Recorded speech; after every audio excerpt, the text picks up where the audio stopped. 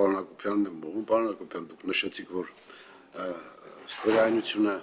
տարբեր կերպ ուսումնասիրվում է եւ կուզենայի դուք նշեք հատկապես առաջին երկու որ ոլորտներն են, որ ստվերը ամենամեծն է եւ երկրորդ հարցս վերաբերում է մենք օրեր առաջ քննարկեցինք խաղային բիզնեսի մասին որոշակի օրենսդրական փոփոխություններ եւ այդտեղ կարծես թե նոր խնդիրի հայտ եկա, որ բավականին բարդ է նրանց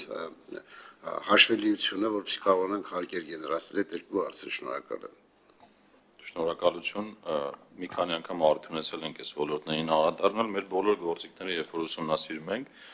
երկու խոշոր ոլորտ է միշտ դուրս գալիս։ Մեկը առևտուրն է,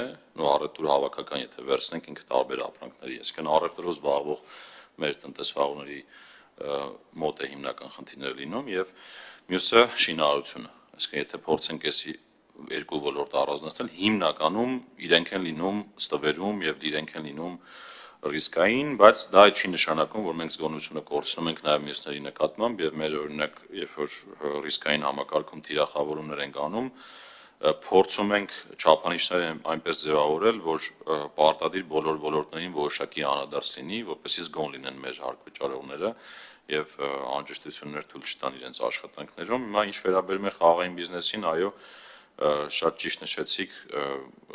խնդիր կա եւ աշխարհը դրա լուծումը գտել է, դրա լուծումը նաեւ կառավարությունն էլ է գնում այդ ճանապարհով։ Անցած տարի